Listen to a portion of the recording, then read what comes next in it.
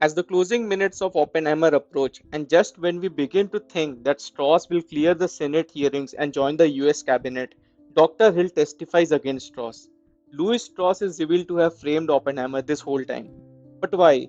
The motivations are selfish yet complicated. Strauss doesn't believe in any ideology. He did not frame Oppenheimer because of his communist ideas. Rather, there are breadcrumbs throughout the movie hinting at this hatred. He defends himself when Oppenheimer describes his past as a lowly shoe salesman, by him responding, just a shoe salesman. He is publicly humiliated when Oppenheimer dismisses his arguments over exporting isotopes. Strauss is also disturbed by a conversation between Oppenheimer and Einstein, after which Einstein failed to meet his eyes. The irony of this critical conversation between Oppenheimer and Einstein is that it had nothing to do with Strauss, as Strauss is bemoaning Oppenheimer and how Oppenheimer turned all the scientists against him. Alder Ehrenreich's character asks,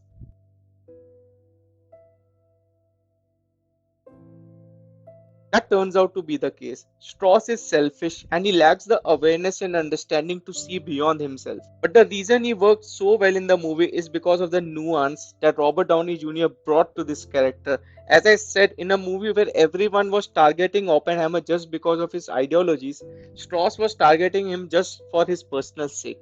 This made him such a compelling villain.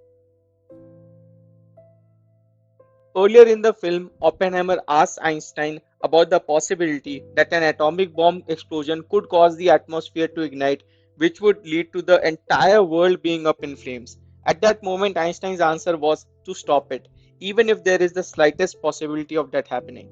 Of course, the Manhattan Project went ahead, and fortunately, it did not burn the entire world. However, towards the end of the movie, there was a final exchange between Oppenheimer and Einstein. The same conversation after which Einstein totally ignored Strauss. We are left wondering for a large part of the movie what was said between the two scientists.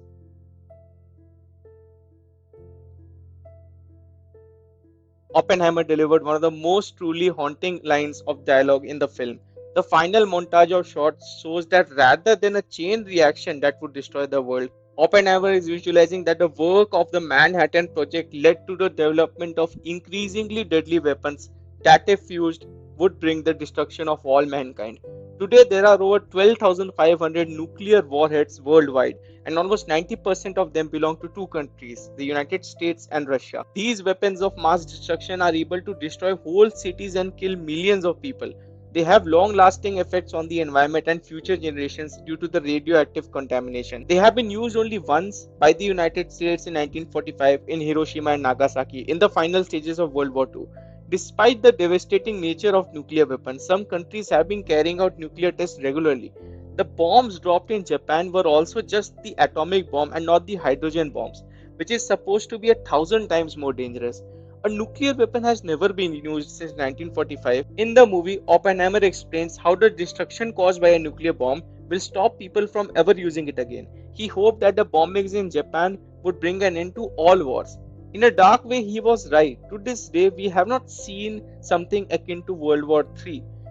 But then, Oppenheimer saw that there was a nuclear arms race brewing, which led to even more destructive weapons being made, the hydrogen bomb. The question becomes, what if a country wants to test the hydrogen bomb in a similar way US tested it against Japan, which is 1,000 times more destructive than a nuclear bomb? What if a country wants to test that hydrogen bomb against an enemy? That is the guilt and fear Oppenheimer carries with himself, that thought of countries developing even more dangerous weapons, and it only takes a few people in a room to push the button and destroy the world.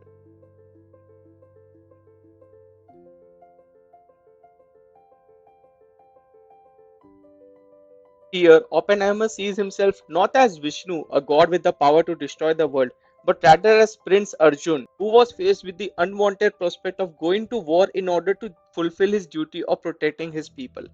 In the same way, Oppenheimer was tasked with creating the atomic bomb in order to end the most destructive conflict the world has ever seen in World War II.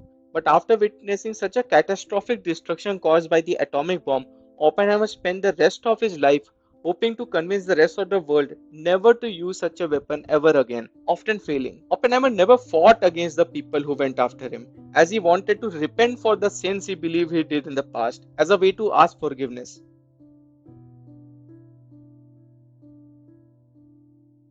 Even after Kitty said this to him, he still believes that he has to go through this and that he won't fight back anymore. Oppenheimer has totally surrendered himself. Later in Oppenheimer's life, he is awarded medals and had his reputation restored. But as Einstein said, it's not for him, it's for them.